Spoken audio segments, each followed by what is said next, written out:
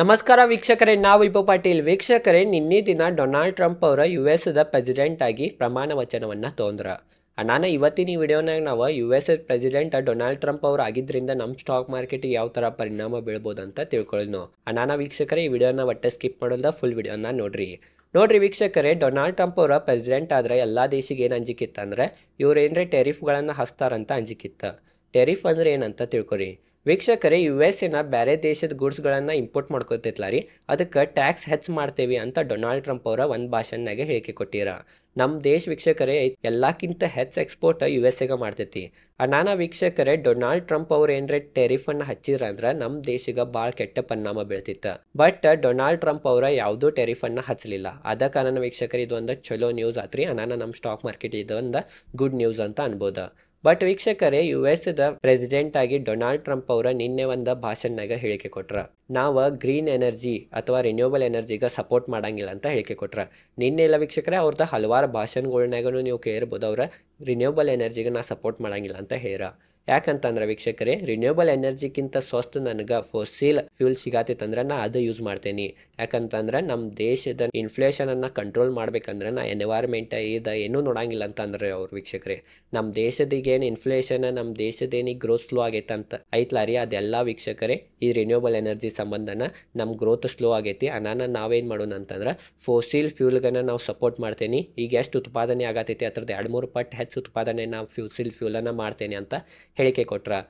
ವೀಕ್ಷಕರೇ ಇದ್ರಲ್ಲಿ ಏನಾಗ್ತೈತೆ ಅಂತಂದ್ರೆ ಈಗೇನು ಕಚ್ಚಾ ತೇಲದ ಬೆಲೆ ಐತ್ಲ ರೀ, ಕ್ರೂಡ್ ಆಯಿಲ್ದ ಬೆಲೆನೂ ಕಡಿಮೆ ಆಗ್ಬೋದು. ಹೆಚ್ಚು ಈಗ ಆಗಂಗಿಲ್ಲ, ಯಾಕಂದ್ರೆ ಅವರು ಉತ್ಪಾದನೆ 2-3 ಪಟ್ಟು ಮಾಡೋರು ಅಂತಂದ್ರೆ ಮತ್ತು ಅವರ ರಿನ್ಯೂಬಲ್ ಎನರ್ಜಿಗೆ ಸಪೋರ್ಟ್ ಮಾಡಂಗಿಲ್ಲ ಅಂತಲೂ ಹೇಳಿಕೆ ಕೊಟ್ರ. ಅದ ಕಾರಣ ನೀವು ನೋಡ್ಬೋದು ವೀಕ್ಷಕರೇ, ನಮ್ಮ ದೇಶನಾಗಿರೋ ರಿನ್ಯೂಬಲ್ ಎನರ್ಜಿದು ಎಲ್ಲ ಸ್ಟಾಕ್ಗಳು ಇವತ್ತು ಭಾಳ ಬಿದ್ದಾವ. ಮತ್ತು ಆಯಿಲ್ ಸೆಕ್ಟರ್ನಾಗ ಇರೋ ಸ್ಟಾಕ್ಗಳು ಇವತ್ತು ಭಾಳ ಇರವ. ಯಾಕಂತಂದ್ರೆ ಡೊನಾಲ್ಡ್ ಟ್ರಂಪ್ ಅವರು ಆಯಿಲ್ಗೆ ಸಪೋರ್ಟ್ ಮಾಡ್ತಾರಂತ. ಯಾಕಂದ್ರೆ ಅದು ಸ್ವಸ್ತ್ಲೆ ಸಿಗ್ತೈತಿ. ಸ್ವಸ್ತ್ಲೆ ಸಿಗೋದ್ರಿಂದ ಎಲ್ಲ ಟ್ರಾನ್ಸ್ಪೋರ್ಟೇಷನ್ ಎಲ್ಲ ಸ್ವಸ್ತ್ನಾಗ ಇರೋದ್ರಿಂದ ನಮ್ಮ ದೇಶದ ಇನ್ಫ್ಲೇಷನ್ ಕಂಟ್ರೋಲ್ನಾಗ ಇರ್ತೈತೆ ಅಂತ ಡೊನಾಲ್ಡ್ ಟ್ರಂಪ್ ಅವರ ಹೇಳ್ಯಾರ. ವೀಕ್ಷಕರೇ ನೋಡ್ರಿ, ಈಗ ನಿಮ್ಮ ಕಡೆ ರಿನ್ಯೂಬಲ್ ಎನರ್ಜಿದು ಸ್ಟಾಕ್ಗಳಿದ್ರೆ ನೀವು ಈಗ ಅನಿಸ್ತಿರ್ಬೋದು ಈಗೇನು ಮಾಡೋದು, ಸೆಲ್ ಮಾಡೋದೇನು. ಹಂಗಿಲ್ರಿ ವೀಕ್ಷಕರೇ, ನಮ್ಮ ದೇಶಕ್ಕೆ ರಿನ್ಯೂಬಲ್ ಎನರ್ಜಿದ ಅವಶ್ಯಕತೆ ಐತಿ. USA ಇರಲಿಲ್ಲ ಅಂದ್ರೆ ನಡಿತೈತಿ, ಬಟ್ ನಮ್ಮ ದೇಶಕ್ಕೆ ಭಾಳ ಐತ್ರಿ. ಯಾಕಂದ್ರೆ ನಮ್ಮ ದೇಶ ಎಲ್ಲಕ್ಕಿಂತ ಹೆಚ್ಚು ಆಯಿಲ್ ಬೇರೆ ದೇಶಗಳಿಂದ ಇಂಪೋರ್ಟ್ ಮಾಡ್ಕೋತೈತಿ. ಅಲ್ಲಿನ ನಮ್ಮ ದೇಶದ ರೊಕ್ಕ ಭಾಳ ಹೋಗ್ಬಿಡ್ತೈತ್ರಿ. ನಮ್ಮ ರುಪೀಸನ್ನು ವೀಕ್ಷಕರೇ ನೋಡಿರ್ಬೋದು, ಈಗ ಸದ್ಯನ ಭಾಳ ವೀಕ್ ಆಗತೈತಿ. ನಾವು ಹೆಚ್ಚು ಫ್ಯೂಲ್ ಮ್ಯಾಗ ಡಿಪೆಂಡ್ ಆಗಕ್ಕೆ ಸಾಧ್ಯ ಇಲ್ಲ. ನಮ್ಮ ಭಾರತ ದೇಶ ಜಗತ್ ಗುರು ಆಗ್ಬೇಕಂತಂದ್ರೆ ನಾವು ರಿನ್ಯೂಬಲ್ ಎನರ್ಜಿ ಕಡೆ ಹೋಗಾಕನ ಬೇಕಾ. ಮತ್ತು ವೀಕ್ಷಕರೇ, ಡೊನಾಲ್ಡ್ ಟ್ರಂಪ್ ಅವರ ಹೇಳಿಕೆ ಕೊಟ್ಟಾರ, ಈಗ ನಾ ರಿನ್ಯೂಬಲ್ ಎನರ್ಜಿಗೆ ಸಪೋರ್ಟ್ ಮಾಡಂಗಿಲ್ಲ, ಎನ್ವೈರ್ಮೆಂಟ್ ಏನು ಬೇಕಾದಾಗಲಿ ಅಂತ. ಬಟ್ ಎನ್ವೈರ್ಮೆಂಟ್ ಬರ್ಬರ್ತ ಏನ್ರಿ ವೀಕ್ಷಕರೇ ಕೆಡಾತಂತಂದ್ರೆ ಅವ್ರು ವೀಕ್ಷಕರೇ ಯಾವಾಗ ಮಾತು ಚೇಂಜ್ ಮಾಡ್ತಾರಂತ ಹೇಳಕ್ಕೆ ಬರಂಗಿಲ್ಲ. ಯಾಕಂದ್ರೆ ನಿಮಗೆ ಗುರ್ತೈತೆ ವೀಕ್ಷಕರೇ, ಪಾಲಿಟಿಷಿಯನ್ ಯಾವ ಥರ ತಮ್ಮದು ಸ್ಟೇಟ್ಮೆಂಟ್ಗಳನ್ನು ಒಮ್ಮೆ ಚೇಂಜ್ ಮಾಡ್ತಾರಂತ.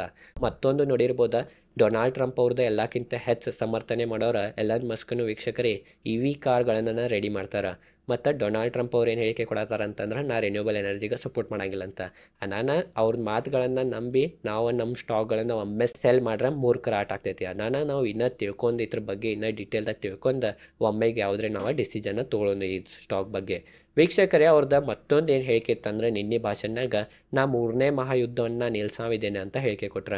ಅಂತಂದ್ರೆ ವೀಕ್ಷಕರೇ, ಡೊನಾಲ್ಡ್ ಟ್ರಂಪ್ ಅವರ ಯಾವುದೂ ಯುದ್ಧಕ್ಕೆ ಸಮರ್ಥನೆ ಮಾಡಂಗಿಲ್ಲ ಅಂತ ನಿನ್ನೆ ಭಾಷಣನಾಗೆ ಹೇಳಿಕೆ ಕೊಟ್ಟಾರ. ಇದ್ರಲ್ಲಿ ಏನಾಗ್ತೈತೆ ಅಂದ್ರೆ ಈಗೇನು ರಷ್ಯಾ ಯುಕ್ರೇನ್ ವಾರ್ ನಡೆದೈತಿ, ಮತ್ತು ವೀಕ್ಷಕರೇ ಇಲ್ಲಿ ಹಮಾಸ್ ಇಸ್ರೇಲ್ದು ವಾರ್ ನಡೆದೈತಿ, ಅವೆಲ್ಲ ವೀಕ್ಷಕರು ಈಗ ಡೊನಾಲ್ಡ್ ಟ್ರಂಪ್ ಅವ್ರು ಬರೋಣ ನಿಲ್ಲೋ ಸಂಭಾವನೆಗಳಿದಾವೆ. ಅವೇನ್ರೆ ನಿಂತರೆ ಜಿಯೋ ಪೊಲಿಟಿಕಲ್ ಟೆನ್ಷನ್ ಕಡಿಮೆ ಆಗ್ತೈತಿ. ಇದು ನಮ್ಮ ಸ್ಟಾಕ್ ಮಾರ್ಕೆಟಿಗೆ ಒಂದು ಪಾಸಿಟಿವ್ ಇಂಪ್ಯಾಕ್ಟ್ ಬೀಳ್ತೈತಿ. ವೀಕ್ಷಕರೇ, ಓವರ್ ಡೊನಾಲ್ಡ್ ಟ್ರಂಪ್ ಅವ್ರು ಪ್ರೆಸಿಡೆಂಟ್ ಆಗಾನೆ ಎಲ್ಲಕ್ಕಿಂತ ಕೆಟ್ಟ ಇಂಪ್ಯಾಕ್ಟ್ ಯಾವ ಸೆಕ್ಟರ್ ಮೇಲೆ ಬಿದ್ದೈತೆ ಅಂದ್ರೆ ರಿನ್ಯೂಬಲ್ ಎನರ್ಜಿ ಸೆಕ್ಟರ್ ಮೇಲೆ ಬಿದ್ದೈತಿ. ಮತ್ತು ವೀಕ್ಷಕರೇ, ಎಲ್ಲಕ್ಕಿಂತ ಚಲೋ ಅಂತಂದ್ರೆ ನಾವು IT ಸೆಕ್ಟರ್ ಅನ್ಬೋದು. ಎಲ್ಲಕ್ಕಿಂತ ಹೆಚ್ಚು ನಾವು ವೀಕ್ಷಕರೇ ಎಕ್ಸ್ಪೋರ್ಟ್ ಮಾಡ್ತೀವಿ IT USAಗೆ. IT ಸೆಕ್ಟರ್ಗೆ ಒಂದು ಚಲೋ ಸಿಗ್ಬೋದು US ಪ್ರೆಸಿಡೆಂಟ್ ಡೊನಾಲ್ಡ್ ಟ್ರಂಪ್ ಅವರಾಗಣ ಅಂತ ನಾವು ಅನ್ಬೋದು. IT ಸೆಕ್ಟರ್ದು ಸ್ಟಾಕ್ ಮ್ಯಾಗ ನಿಮ್ದು ಕಣ್ಣಿರಲಿ. ರಿನ್ಯೂಬಲ್ ಎನರ್ಜಿದು ವೀಕ್ಷಕರೇ ಇದ್ರ ಬಗ್ಗೆ ಇನ್ನು ನಾವು ಡೀಟೇಲ್ದಾಗ ರಿಸರ್ಚ್ ಮಾಡಿ ಏನರೇ ಡಿಸಿಷನ್ನ ತೊಗೋಬೋದು. ತೇತ್ರಿ ವೀಕ್ಷಕರೇ ಓವರ್ ಆಲ್ ಇವು 3 ಪಾಯಿಂಟ್ಗಳು ಇದ್ದುರಿ. ಒಂದೇದ ಟೆರಿಫ್ ಹಾಯ್ ಮಾಡ್ತಾರೆ ಅಂತ ಎಲ್ಲರಿಗೂ ಅಂಜಿಕಿತ್ತು, ಅದೇನು ಟೆರಿಫ್ ಹಚ್ಚಲಿಲ್ಲ. ಮತ್ತು ಎರಡನೇದು ಏನಂತಂದ್ರೆ ವೀಕ್ಷಕರೇ, ರಿನ್ಯೂಬಲ್ ಎನರ್ಜಿಗೆ ನಾ ಸಪೋರ್ಟ್ ಮಾಡಂಗಿಲ್ಲ, ಫಾಸಿಲ್ ಆಯಿಲ್ಗೆ ನಾ ಸಪೋರ್ಟ್ ಮಾಡ್ತೇನೆ ಅಂತ ಹೇಳಿಕೆ ಕೊಟ್ರೆ. ಮತ್ತು ವೀಕ್ಷಕರೇ, ಮೂರನೇದು ಏನಂತಂದ್ರೆ ನಾ ಯಾವುದು ಯುದ್ಧಕ್ಕೆ ಸಮರ್ಥನೆ ಮಾಡಂಗಿಲ್ಲ, 3ನೇ ಮಹಾಯುದ್ಧ ನಿಲ್ಸಾಕ್ ನಾ ಬಂದೇನೆ ಅಂತ ಹೇಳಿಕೆ ಕೊಟ್ರೆ. ಇವು 3 ಪಾಯಿಂಟ್ಗಳು ನಮ್ಮ ಸ್ಟಾಕ್ ಮಾರ್ಕೆಟ್ಗೆ ಇಂಪ್ಯಾಕ್ಟ್ ಮಾಡೋದಿದ್ದು ರೀ ವೀಕ್ಷಕರೇ. ಇಷ್ಟೈತಿ ಇವತ್ತಿನ ವಿಡಿಯೋ. ನಿಮಗೆ ಡೀಟೇಲ್ದಾಗ ತಿಳಿದೈತೆ ಅಂತ ಅನಿಸ್ತೈತಿ. ಈ ವಿಡಿಯೋ ಚಲೋ ಅನ್ಸಿದ್ರೆ ಲೈಕ್ ಮಾಡಿರಿ. ಈ ಚಾನಲ್ ಮೇಲೆ ಶೇರ್ ಮಾರ್ಕೆಟ್ ರಿಲೇಟೆಡ್ ಕಂಟೆಂಟ್ನ ವಿಡಿಯೋ ಮಾಡ್ತಿರ್ತೇನೆ. ಧನ್ಯವಾದಗಳು.